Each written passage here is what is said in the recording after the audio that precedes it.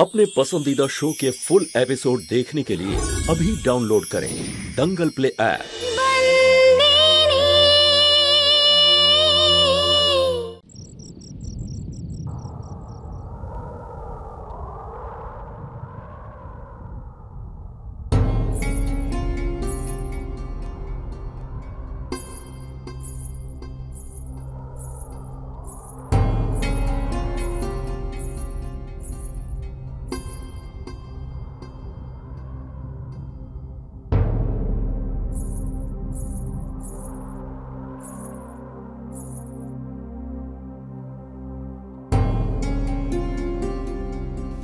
মালিক, এই যে সুভদ্রা দিদিভাই ওরা ভুলটা করেছে না, সেটার কারণে খুব বড় একটা সমস্যা আসতে চলেছে আমাদের জীবনে।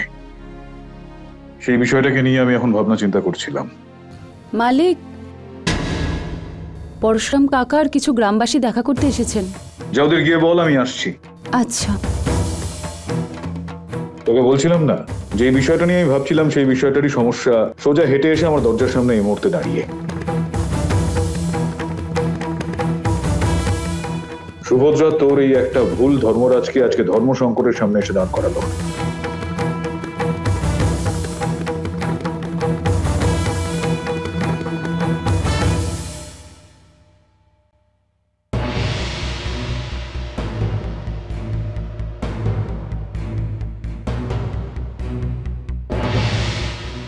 বলো, কেন এসেছো এখানে? মালিক, আমরা কিছু প্রশ্ন নিয়ে আপনার কাছে এসেছি। ছোট মুখে বড় কথা বলছি মালিক। পুরো গ্রামে একটা কথাই চর্চা হচ্ছে, আর তার সমাধান শুধু আপনিই করতে পারেন মালিক। মালিক, এটা জেনে আমরা খুব খুশি হয়েছি যে অর্জুন ভাই আপনার ছেলে, আর এটাও খুব আনন্দের বিষয় যে আপনি আপনার হারানো ছেলেকে খুঁজে পেয়েছেন। কিন্তু মালিক, আপনি তো এই গ্রামেরও মালিক। ধর্ম, ন্যায় আর গ্রামের মর্যাদার ব্যাপারটা আমাদের থেকে ভালো বোঝেন। তাই বলছি, সমাজে সব সম্পর্কের একটা মর্যাদা থাকে, একটা সীমা থাকে, যা লঙ্ঘন করা উচিত নয়। মালিক, আপনি তো সবসময় সম্পর্ককে, সম্বন্ধকে সম্মান দিয়েছেন। তাই আজও আমরা সেই আশা নিয়েই আপনার কাছে এসেছি। ব্যাস ব্যাস, সম্পর্ককে কিভাবে সম্মান জানাতে হয় সেটা আমি ভালো মতো জানি। যে প্রশ্ন নিয়ে এসেছো সেটা বলো, কি হয়েছে? মালিক, যদি অর্জুন আপনার ছেলেই হয়, তাহলে খেমি সন্তু মালকিনের বোন হবার জন্য অর্জুনের মাসি হবে।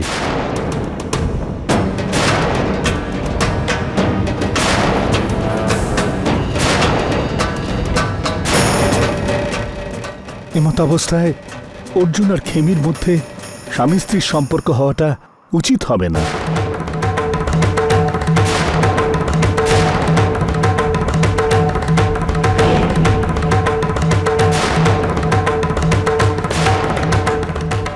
এর আগেও এমন পরিস্থিতি এসেছে, তখনও আপনি ন্যায় করেছেন। তাই এবারও আপনার থেকে ন্যায়েরই আশা রাখি মালিক।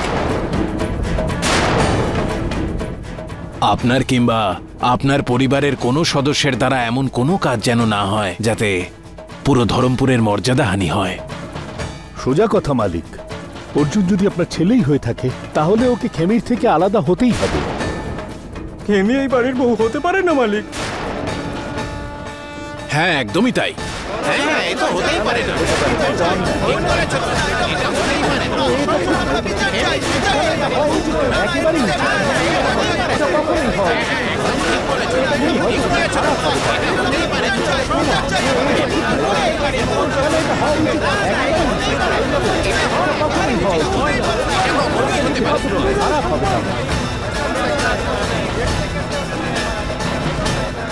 ব্যাস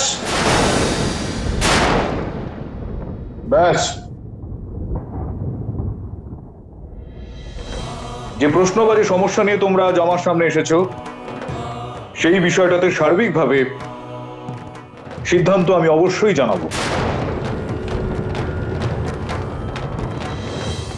অর্জুন আর খেমির এই সম্পর্কের বিষয়ে সিদ্ধান্ত অবশ্যই নেওয়া হবে, কিন্তু আগামীকাল পঞ্চায়েতে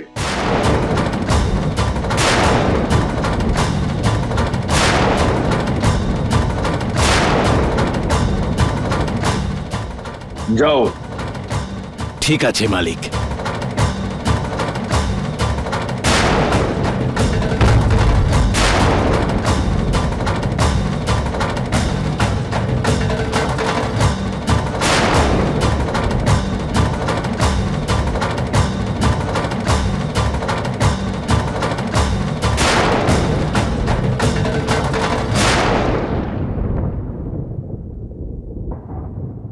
জানি না কাল মালিক কি সিদ্ধান্ত নেবেন আমাদের জীবনের, আমাদের সম্পর্কের।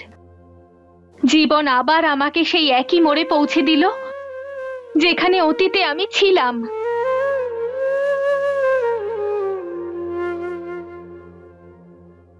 তুমি চিন্তা করো না খেমি, আমি কোনো ভুল হতে দেব না।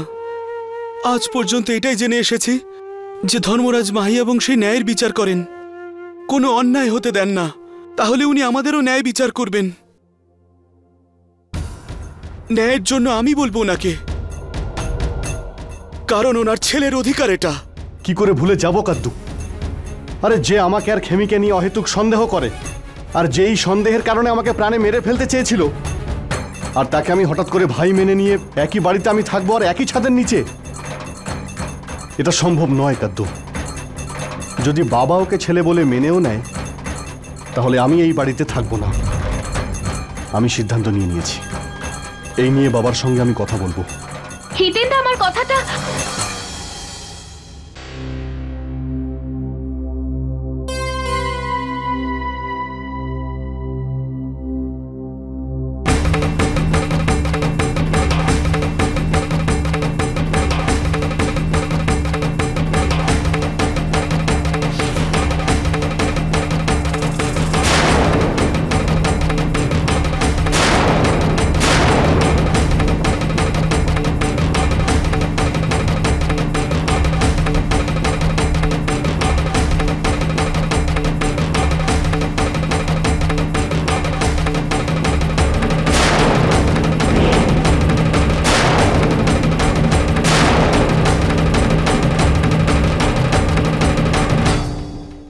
বাবা, কালকে পঞ্চায়েতের সিদ্ধান্ত নেওয়ার আগে আমি তোমার সঙ্গে একবার কথা বলতে চাই।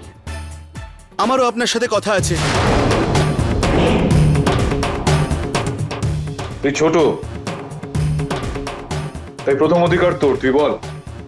আমি আপনার থেকে দূরে ছিলাম, আর সেই ভুলের শাস্তি তো তরু পিসিকে দিয়েছেন আপনি, কিন্তু সেই শাস্তি আমি এতদিন ভোগ করে এসেছি।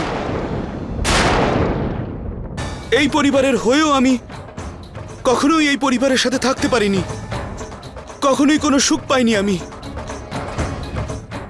এই বাড়ির অধিকার, মা বাবার ভালোবাসা, শিক্ষা, সংস্কার কিছুই পাইনি আমি, বরং আমারই বাড়িতে আমি কাজের লোক হয়ে রয়েছি। একের পর এক আমার সাথে অন্যায় হয়ে গেছে। আমি শুধু আপনাকে এটাই বলতে চাই বাবা, যে আপনি সবার সাথে ন্যায় বিচার করে এসেছেন, কখনো কাউকে তার অধিকার থেকে বঞ্চিত করেননি। তাই আমি আশা রাখি যে কাল যখন আপনি পঞ্চায়েতে বিচার করবেন, সেখানে আপনি এমন কিছু বলবেন না যার কারণে আমাকে এই বাড়ি ছেড়ে চলে যেতে হয়।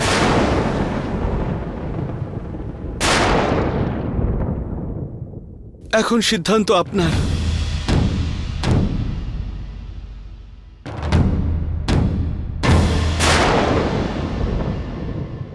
আমি অর্জুনের সঙ্গে একই বাড়িতে থাকবো না।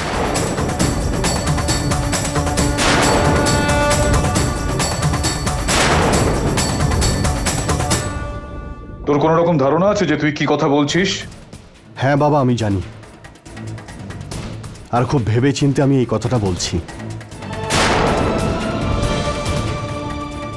বাবা, যে মানুষ তার নিজের স্ত্রী আর আমাকে নিয়ে সন্দেহ করে, এমনকি সন্দেহের বশবর্তী হয়ে সবকিছু করতে পারে,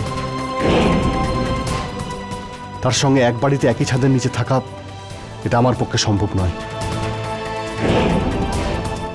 তাই কাল যা সিদ্ধান্তই হোক না কেন, আর পঞ্চায়েতে কি সিদ্ধান্ত হয় তাতে আমার কিচ্ছু যায় আসে না। আমি শুধু এটাই বলতে এসেছিলাম।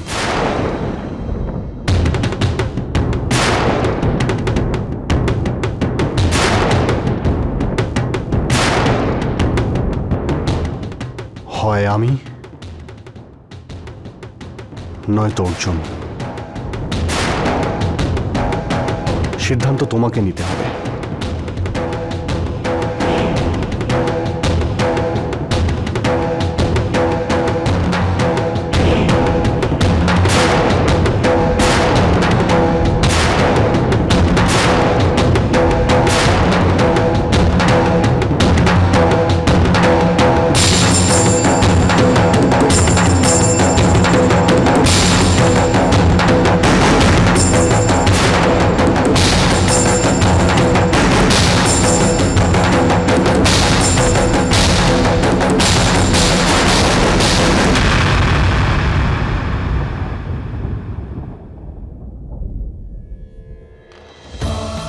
আমি শুধু আপনাকে এটাই বলতে চাই বাবা, যে আপনি সবার সাথে ন্যায় বিচার করে এসেছেন, কখনো কাউকে তার অধিকার থেকে বঞ্চিত করেননি।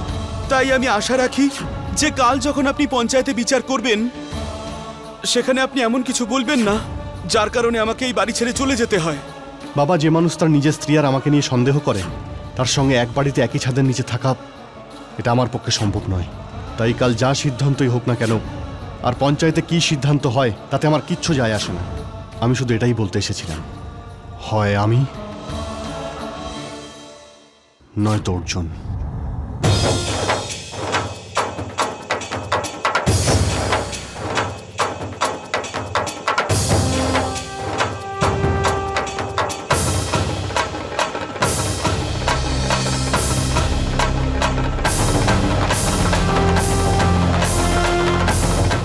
মালিক, এত রাতে আপনি কোথায় যাচ্ছেন?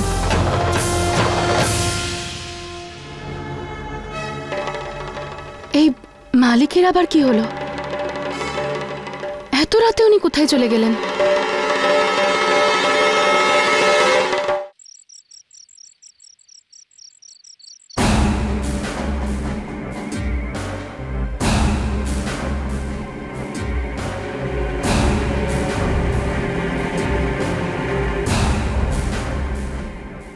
আরে তোমরা এই সময় এখানে? ব্যাপারটা খুব জরুরি মাধব কাকা। আপনি এই গ্রামের সবচেয়ে বয়স্ক মানুষ, তাই আমরা সবাই আপনাকে সম্মান করি, কিন্তু আজকের ব্যাপারটা আপনার নাতনিকে নিয়েই।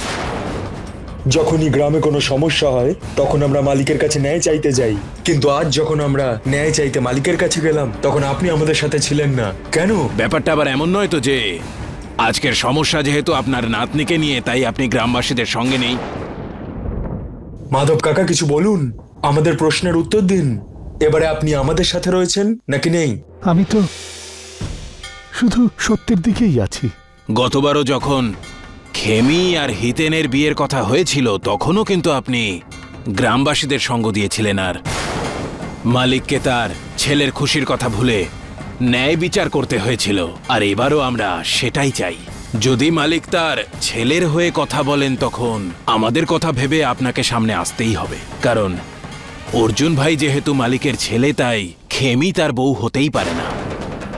একজন মাসি তার বোনের ছেলেকে কি করে বিয়ে করতে পারে? একজন ছোট বোন বড় বোনের শাশুড়ি কি করে হতে পারে? এই ব্যাপারে কাল আপনাকে আমাদের সঙ্গ দিতেই হবে মাধব কাকা, কি বলো ভাইরা? হ্যাঁ হ্যাঁ, ঠিকই বলেছো। চলো সবাই, চলো চলো ভাই, চলো দেখা যাক চলো, কি হয় চলো। কাল।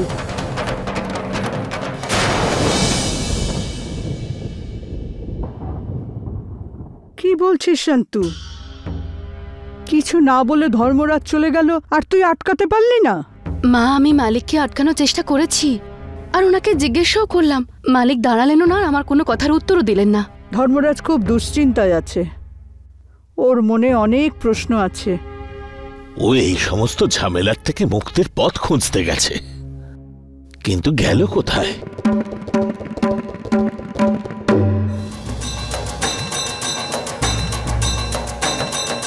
এত রাত্রে কষ্ট করে এখানে আসার কি দরকার ছিল ধর্মরাজ?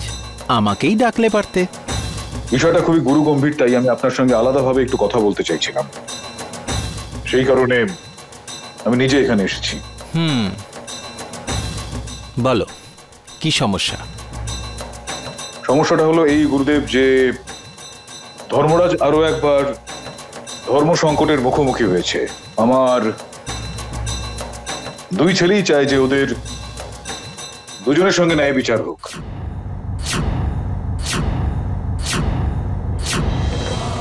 ন্যায় বিচার কি করে করব সেটা আমি জানি ভালোভাবে, কোনটা করা উচিত সেটাও আমি জানি।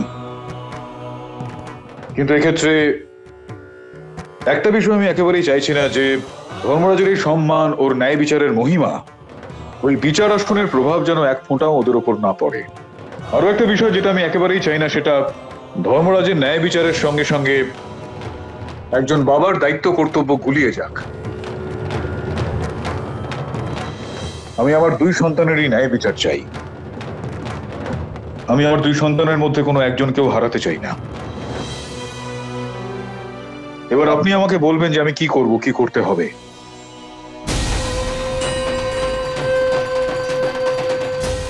এই সমস্যা থেকে বেরোনোর শুধু একটাই উপায় আছে ধর্মরাজ, আর সেটা হলো যে এবার এই সিদ্ধান্তটা তুমি নিও না। এটা আপনি কিরকম কথা বলছেন গুরুদেব? আজ পর্যন্ত আমি আমার কোন রকম সিদ্ধান্তে গ্রামবাসীদের উপর নির্ভর করিনি। আমি তো এটা বলিনি যে সিদ্ধান্ত গ্রামবাসীদের উপর ছেড়ে দাও। আমি শুধু এটা বললাম যে সিদ্ধান্ত তুমি নেবে না।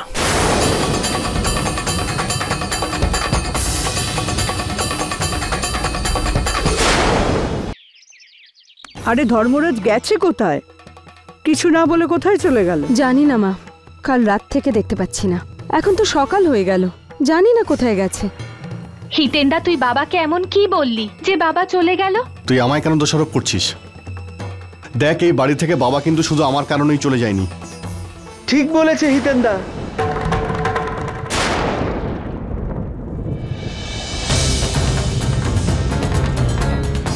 ভুলটা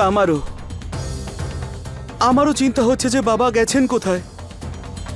কিন্তু এখানে আমি নতুন, এখানের কোনো জায়গায় চিনি না আমি। না হলে কখনই চলে যেতাম বাবাকে খোঁজার জন্য।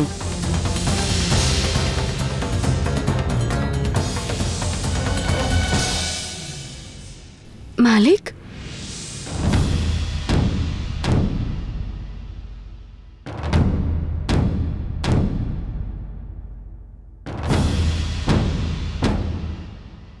কি ব্যাপার ভাই, তুই কোথায় ছিলি সারা রাত? তোকে কতবার ফোন করেছি, তোর ফোনটাও তো বন্ধ। একটা বিশেষ কাজ ছিল, এই কারণেই গিয়েছিলাম। অর্জুন আর খেমির এই সম্পর্কের বিষয়ে একটা সিদ্ধান্ত নিতে হবে না? আমার মনে কিছু প্রশ্ন ছিল, সংশয় ছিল, সেগুলো কাটানোর জন্যই আমি ওখানে গিয়েছিলাম। কি প্রশ্ন? তোর মনে কি চলছে ধর্মরাজ? মা, আমি এই সিদ্ধান্ত নিয়েছি, এই বিষয়ে কোন রকম সিদ্ধান্ত আমি নিজের মুখে জানাবো না। পুরো গ্রামের মালিক হলি তুই। আজ পর্যন্ত সব সমস্যার নির্ণয় তুই করেছিস, তো আজ তুই নির্ণয় করবি না তো কে করবে? সন্তু মাহিয়া বংশী।